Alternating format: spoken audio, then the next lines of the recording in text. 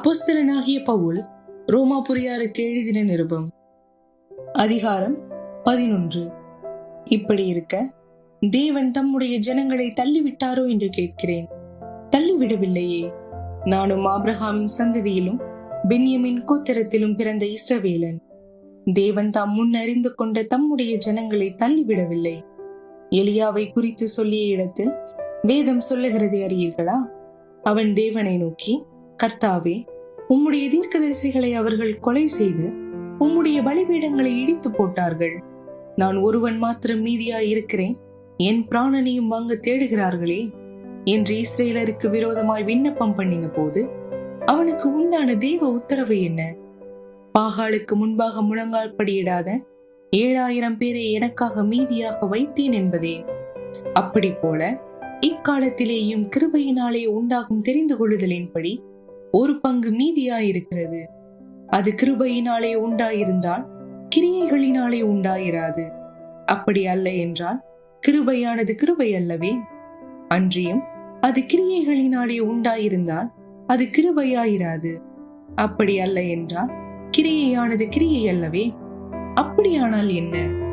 இஸ்ரவேலர் தேடுகிறதை அடையாமல் இருக்கிறார்கள், தெரிந்து கொள்ளப்பட்டவர்களோ அதை அடைந்திருக்கிறார்கள். மற்றவர்கள் இன்றைய தினம் வரைக்கும் கடினப்பட்டிருக்கிறார்கள்.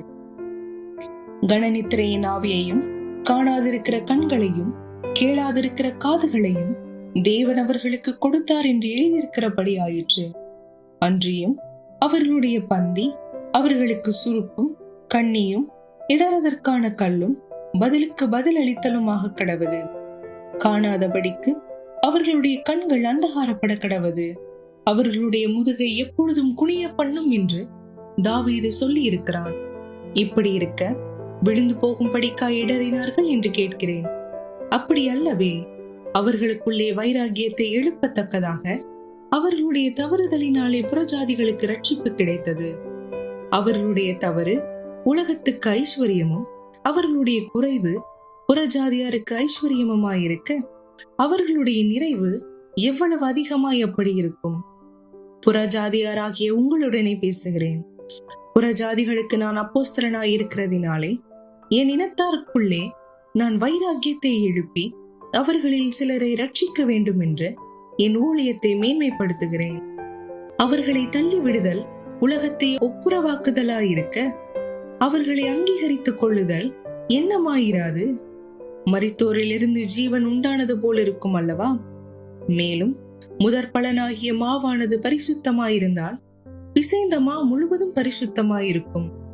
வேரானது பரிசுத்தமாயிருந்தால் கிளைகளும் பரிசுத்தமாயிருக்கும். சில கிளைகள் முறித்து போடப்பட்டிருக்க காட்டொளிவ மரமாகிய நீ அவைகள் இருந்த இடத்தில் ஒட்டு வைக்கப்பட்டு ஒளிவ மரத்தின் வேருக்கும் சாரத்துக்கும் உடன் பங்காளியாய் இருந்தாயானால் நீ அந்த கிளைகளுக்கு விரோதமாய் பெருமை பாராட்டாதே. பெருமை பாராட்டுவாயானால் நீ வேரை சுமக்காமல் வேறு உன்னை சுமக்கிறதென்று நினைத்துக்கொள். நான் ஒட்ட வைக்கப்படுவதற்கு அந்த கிளைகள் முறித்து போடப்பட்டது என்று சொல்லுகிறாயே, நல்லது. அவை விசுவாசத்தினாலே அவைகள் முறித்து போடப்பட்டன. நீ விசுவாசத்தினாலே நிற்கிறாய். மேட்டிமை சிந்தையாயிராமல் பயந்திரு. சுபாவ கிளைகளை தேவன் தப்ப விடாதிருக்க உன்னையும் தப்ப விட மாட்டார் என்று எச்சரிக்கையாயிரு. ஆகையால் தேவனுடைய தயவையும் கண்டிப்பையும் பார். விழுந்தவர்களிடத்தில் கண்டிப்பையும் உன்னிடத்திலே தயவையும் காண்பித்தார். அந்த தயவிலை நிலைத்திருப்பாயானால் உனக்கு தயவு கிடைக்கும். நிலைத்திராவிட்டால் நீயும் வெட்டுண்டு போவாய். அன்றியும் அவர்கள் அவிசுவாசத்திலே நிலைத்திராதிருந்தால் அவர்களும் ஒட்ட வைக்கப்படுவார்கள். அவர்களை மறுபடியும் ஒட்ட வைக்கிறதற்கு தேவன் வல்லவராயிருக்கிறாரே. சுபாவத்தின்படி காட்டு ஒளிவ மரத்திலிருந்து நீ வெட்டப்பட்டு சுபாவத்திற்கு விரோதமாய் நல்ல ஒளிவ மரத்திலே ஒட்ட வைக்கப்பட்டிருந்தால் சுபாவ கிளைகளாகிய அவர்கள் தங்கள் சுய ஒளிவ மரத்திலே ஒட்ட வைக்கப்படுவது அதிக நிச்சயம் அல்லவா? மேலும் சகோதரரே, நீங்கள் உங்களை புத்திமான்கள் என்று எண்ணாதபடிக்கு ஒரு ரகசியத்தை நீங்கள் அறிய வேண்டும் என்று இருக்கிறேன். அது என்னவெனில், புறஜாதியாருடைய நிறைவு உண்டாகும் வரைக்கும் இஸ்ரவேலரில் ஒரு பங்கு கடினமான மனது உண்டாயிருக்கும். இந்த பிரகாரம் இஸ்ரவேலர் எல்லோரும் ரட்சிக்கப்படுவார்கள். மீட்கிறவர் சியோனிலிருந்து வந்து அவபக்தியை யாக்கோபை விட்டு விலக்குவார் என்றும் நான் அவர்களுடைய பாவங்களை நீக்கும் போது இதுவே நான் அவர்களுடனே செய்யும் உடன்படிக்கை என்றும் எழுதியிருக்கிறது. சுவிசேஷத்தை குறித்து அவர்கள் உங்கள் நிமித்தம் பகைஞராயிருக்கிறார்கள். தெரிந்து கொள்ளுதலை குறித்து அவர்கள் பிதாக்களின் நிமித்தம் அன்பு கூறப்பட்டவர்களாயிருக்கிறார்கள். தேவனுடைய கிருபை வரங்களும் அவர்களை அழைத்த அழைப்பும் மாறாதவைகளே. ஆதலால் நீங்கள் முற்காலத்திலே தேவனுக்கு கீழ்ப்படியாதிருந்து இப்பொழுது அவர்களுடைய கீழ்ப்படியாமையினாலே இரக்கம் பெற்றிருக்கிறது போல அவர்களும் இப்பொழுது கீழ்ப்படியாமையில் இருந்தும் பின்பு உங்களுக்கு கிடைத்த இரக்கத்தினாலே இரக்கம் பெறுவார்கள்.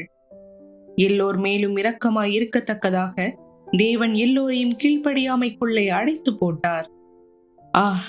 தேவனுடைய ஐஸ்வர்யமும் ஞானமும் அறிவு என்பவைகளின் ஆழம் எவ்வளவாயிருக்கிறது! அவருடைய நியாய தீர்ப்புகள் அளவிடப்படாதவைகள், அவருடைய வழிகள் ஆராயப்படாதவைகள். கர்த்தருடைய சிந்தையை அறிந்தவன் யார்? அவருக்கு ஆலோசனைக்காரனாய் இருந்தவன் யார்? தனக்கு பதில் கிடைக்கும்படிக்கு முந்தி அவருக்கு ஒன்றை கொடுத்தவன் யார்? சகலமும் அவராலும் அவர் மூலமாயும் அவருக்காகவும் இருக்கிறது. அவருக்கே என்றென்றைக்கு மகிமை உண்டாவதாக. ஆமேன். அப்போஸ்தலனாகிய பவுல் ரோமாபுரியாருக்கு எழுதின நிருபம். அதிகாரம் 12. அப்படி இருக்க சகோதரரே, நீங்கள் உங்கள் சரீரங்களை பரிசுத்தமும் தேவனுக்கு பிரியமுமான ஜீவ பலியாக ஒப்பு கொடுக்க வேண்டும் என்று தேவனுடைய இரக்கங்களை முன்னிட்டு உங்களை வேண்டிக் கொள்கிறேன். இதுவே நீங்கள் செய்யத்தக்க புத்தி உள்ள ஆராதனை. நீங்கள் இந்த பிரபஞ்சத்திற்கு ஒத்த வேஷம் தெரியாமல் தேவனுடைய நன்மையும் பிரியமும் பரிபூரணமான சித்தம் இன்னதென்று பகுத்தறியத்தக்கதாக உங்கள் மனம் புதிதாகிறதினாலே மறுரூபமாகுங்கள். அல்லாமலும் எனக்கு அருளப்பட்ட கிருபையினாலே நான் சொல்லுகிறதாவது, உங்களில் எவனானாலும் தன்னை குறித்து எண்ண வேண்டியதற்கு மிஞ்சி எண்ணாமல் அவனவனுக்கு தேவன் பகிர்ந்த விசுவாச அளவின்படியே தெளிந்த எண்ணம் உள்ளவனாய் எண்ண வேண்டும்.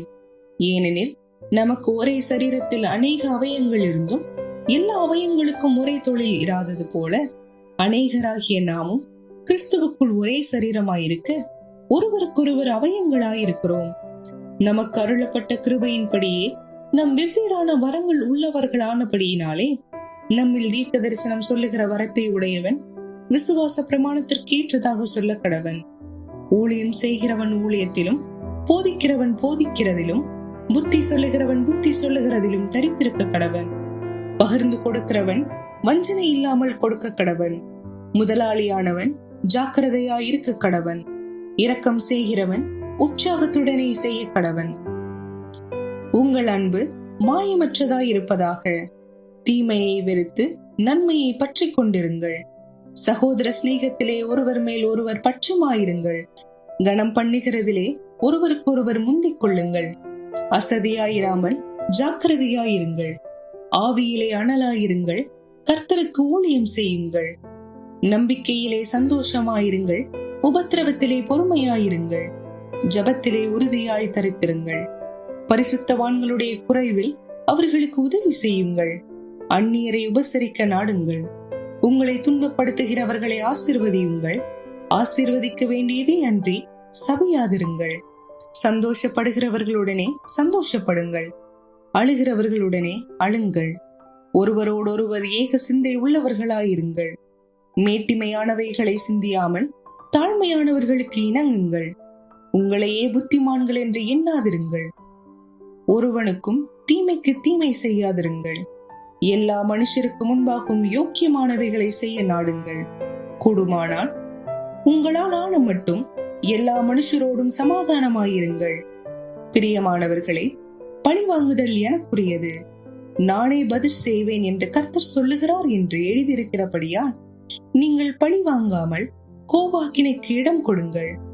அன்றியும் உன் சத்துரு பசியாயிருந்தால் அவனுக்கு போஜனம் கொடு. அவன் தாகமாயிருந்தால் அவனுக்கு பானம் கொடு.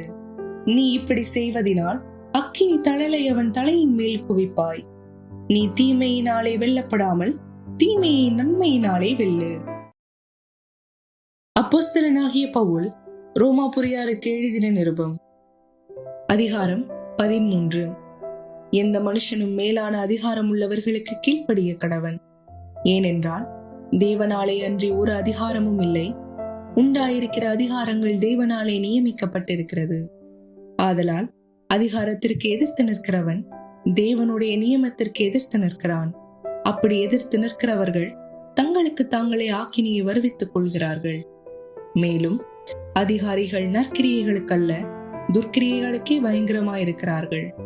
ஆகையால் நீ அதிகாரத்திற்கு பயப்படாதிருக்க வேண்டுமானால் நன்மை செய், அதனால் உனக்கு புகழ்ச்சி உண்டாகும்.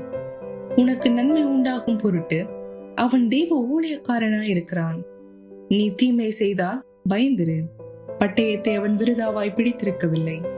தீமை செய்கிறவன் மேல் கோபாக்கினை வரப்பண்ணும்படி அவன் நீதியை செலுத்துகிற தெய்வ ஊழியக்காரனாயிருக்கிறானே. ஆகையால் நீங்கள் கோபாக்கினையின் நிமித்தம் மாத்திரமல்ல, மனசாட்சி நிமித்தமும் கீழ்ப்படிய வேண்டும். இதற்காகவே நீங்கள் வரியையும் கொடுக்கிறீர்கள். அவர்கள் இந்த வேலையை பார்த்து வருகிற தெய்வ ஊழியக்காரராயிருக்கிறார்களே. ஆகையால் யாவருக்கும் செலுத்த வேண்டியதை செலுத்துங்கள். எவனுக்கு வரியை செலுத்த வேண்டியதோ அவனுக்கு வரியையும், எவனுக்கு தீர்வையை செலுத்த வேண்டியதோ அவனுக்கு தீர்வையையும் செலுத்துங்கள். எவனுக்கு பயப்பட வேண்டியதோ அவனுக்கு பயப்படுங்கள். எவனை கனம் பண்ண வேண்டியதோ அவனை கனம் பண்ணுங்கள். ஒருவரிடத்தில் ஒருவர் அன்பு கூறுகிற கடனே அல்லாமல் மற்றொன்றிலும் ஒருவனுக்கும் கடன்படாதிருங்கள். பிறனிடத்தில் அன்பு கூறுகிறவன் நியாய பிரமாணத்தை நிறைவேற்றுகிறான்.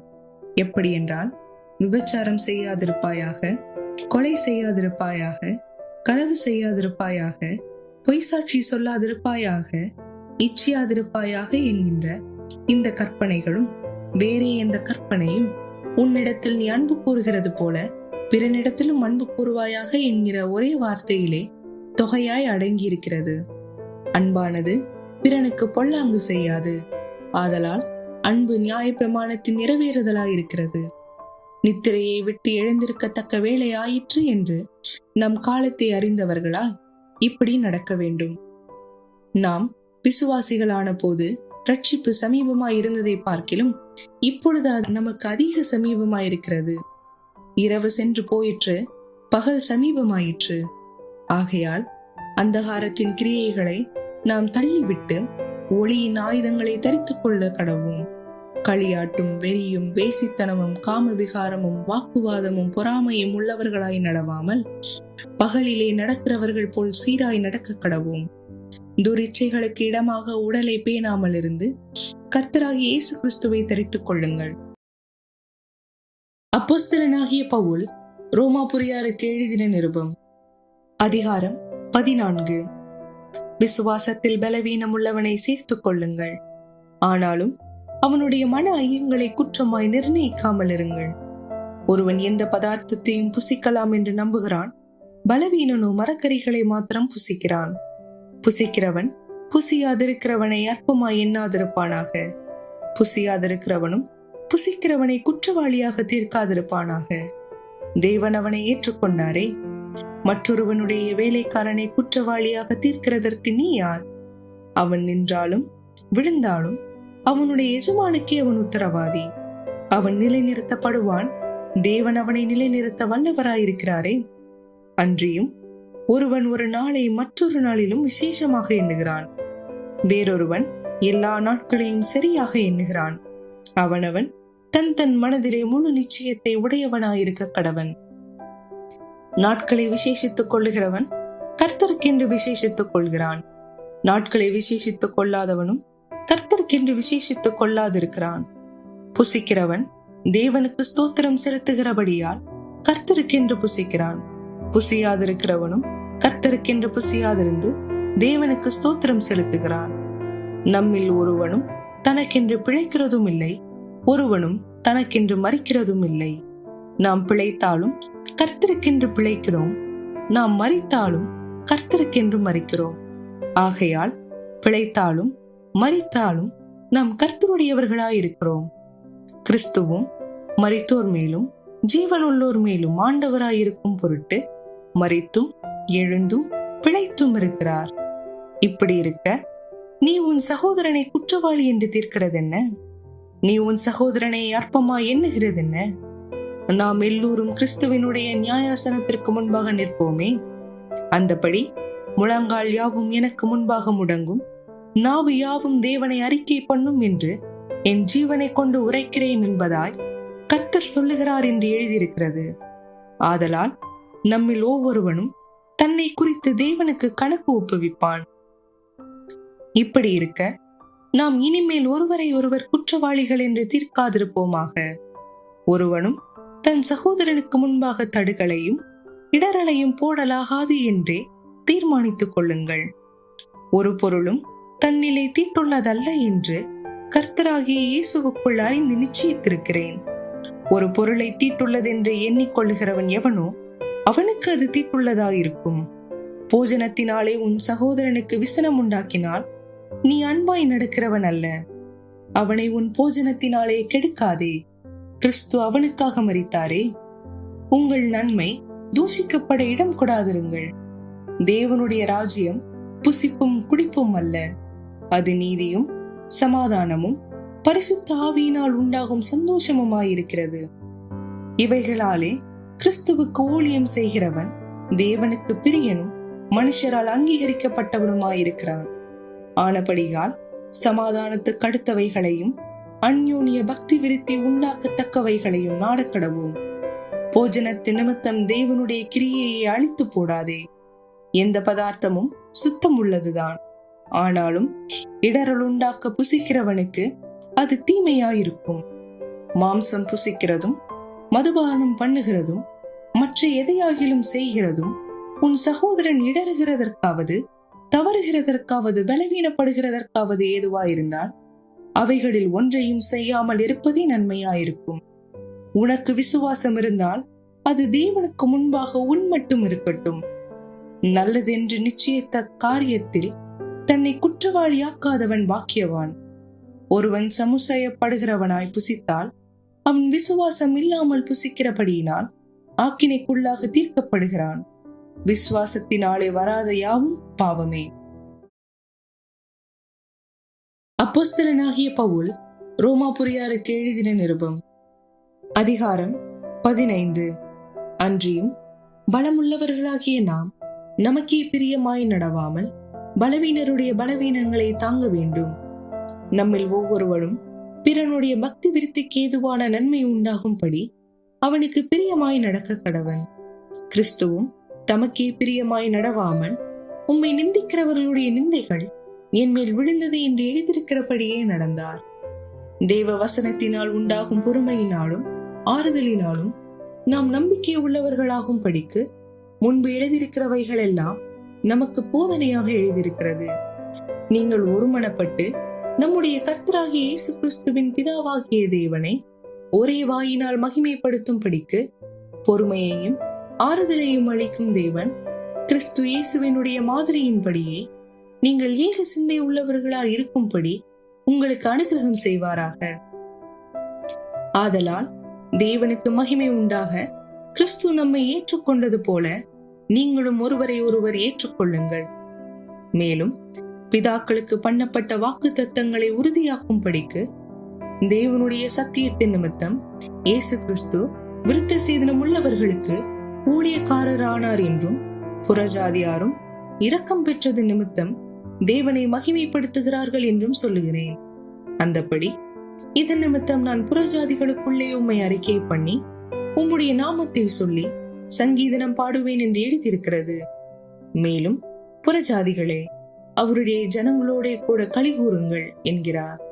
மேலும் புறஜாதிகளே, எல்லோரும் கர்த்தரை துதியுங்கள், ஜனங்களே எல்லோரும் அவரை புகழுங்கள் என்றும் சொல்லுகிறார். மேலும் ஈசாயின் வேரும் புறஜாதியாரை ஆளும் பிடிக்கு எழும்புகிறவரும் ஆகிய ஒருவர் தோன்றுவார். அவரிடத்தில் புறஜாதியார் நம்பிக்கை வைப்பார்கள் என்று ஏசாயா சொல்லுகிறான். பரிசுத்த ஆவியின் பலத்தினாலே உங்களுக்கு நம்பிக்கை பெருகும் பிடிக்கு நம்பிக்கையின் தேவன் விசுவாசத்தினால் உண்டாகும் எல்லாவித சந்தோஷத்தினாலும் சமாதானத்தினாலும் உங்களை நிரப்புவாராக. என் சகோதரரே, நீங்கள் நற்குணத்தினால் நிறைந்தவர்களும் சகல அறிவினாலும் நிரப்பப்பட்டவர்களும் ஒருவருக்கொருவர் புத்தி சொல்ல வல்லவர்களுமாய் இருக்கிறீர்கள் என்று நானும் உங்களை குறித்து நிச்சயித்திருக்கிறேன். அப்படி இருந்தும் சகோதரரே, புறஜாதியாராகிய பலி பரிசுத்த ஆவியினாலே பரிசுத்தமாக்கப்பட்டு தேவனுக்கு பிரியமான பலியாகும் படிக்கு நான் தேவனுடைய சுவிசேஷ ஊழியத்தை நடத்தும் ஆசாரியனாயிருந்து புறஜாதிகளுக்கு இயேசு கிறிஸ்துவினுடைய ஊழியக்காரனாகும் பொருட்டு தேவன் எனக்கு அளித்த கிருபையினாலே உங்களுக்கு ஞாபகப்படுத்தும்படிக்கு இவைகளை நான் அதிக தைரியமாய் எழுதினேன். ஆதலால் நான் தேவனுக்குரியவைகளை குறித்து இயேசு கிறிஸ்துவை கொண்டு மேன்மை பாராட்ட எனக்கு இடம் உண்டு. புறஜாதியாரை வார்த்தையினாலும் செய்கைகளினாலும் கீழ்ப்படிய பண்ணும்படிக்கு அற்புத அடையாளங்களின் பலத்தினாலும் தேவ ஆவியின் பலத்தினாலும் கிறிஸ்துவானவர் என்னை கொண்டு நடப்பித்தவைகளை சொல்வதல்லாமல் வேறொன்றையும் சொல்ல நான் துணிவதில்லை. இப்படி எருசலேம் துவக்கி சுற்றிலும் இன்றைக்கும் தேசம் வரைக்கும் கிறிஸ்துவின் சுவிசேஷத்தை பூரணமாய் பிரசங்கித்திருக்கிறேன். மேலும் அவருடைய செய்தியை அறியாதிருந்தவர்கள் காண்பார்கள் என்றும் கேள்விப்படாதிருந்தவர்கள் உணர்ந்து கொள்வார்கள் என்றும் எழுதியிருக்கிறபடியே நான் மற்றொருவனுடைய அஸ்திபாரத்தின் மேல் கட்டாதபடிக்கு கிறிஸ்துவனுடைய நாமம் சொல்லப்பட்டிராத இடங்களில் சுவிசேஷத்தை அறிவிக்கும்படி நாடுகிறேன். உங்களிடத்தில் வருகிறதற்கு இதன் நிமித்தம் அநேக தரம் தடைப்பட்டேன். இப்பொழுது இந்த திசைகளிலே எனக்கு இடமில்லாதபடியினாலும் உங்களிடத்தில் வரும்படி அநேக வருஷமாய் எனக்கு மிகுந்த விருப்பம் உண்டாயிருக்கிறபடியினாலும் நான் ஸ்பானியா தேசத்திற்கு பிரயாணம் பண்ணுகையில் உங்களிடத்தில் வந்து உங்களை கண்டுகொள்ளவும் உங்களிடத்தில் சற்று திருப்தி அடைந்த பின்பு அவ்விடத்திற்கு உங்களால் வழிவிட்டு அனுப்பப்படவும் எனக்கு சமயம் கிடைக்கும் என்று நம்பியிருக்கிறேன். இப்பொழுதோ பரிசுத்தவான்களுக்கு உதவி செய்யும் காரியமாக நான் எருசலேமுக்கு பிரயாணம் பண்ண எத்தனமாயிருக்கிறேன். மக்கதோனியாவிலும் அகாயாவிலும் உள்ளவர்கள் எருசலேமில் உள்ள பரிசுத்தவான்களுக்குள்ளே இருக்கிற தரித்திரருக்காக சில பொருள் சகாயம் செய்ய விருப்பம் கொண்டிருக்கிறார்கள். இப்படி செய்வது நல்லது என்று எண்ணினார்கள். இப்படி செய்கிறதற்கு அவர்கள் கடனாளியாயும் இருக்கிறார்கள். எப்படி என்றால், புறஜாதியார் அவர்களுடைய ஞான நன்மைகளால் பங்கு பெற்றிருக்க சரீர நன்மைகளால் அவர்களுக்கு உதவி செய்ய இவர்கள் கடனாளிகளாய் இருக்கிறார்களே. இந்த காரியத்தை நான் நிறைவேற்றி இந்த பலனை அவர்கள் கைகளிலே பத்திரமாய் ஒப்புவித்த பின்பு உங்கள் ஊர் வழியாய் ஸ்பானியாவுக்கு போவேன். நான் உங்களிடத்தில் வரும்போது கிறிஸ்துவனுடைய சுவிசேஷத்தின் சம்பூரணமான ஆசீர்வாதத்தோட வருவேன் என்று அறிந்திருக்கிறேன்.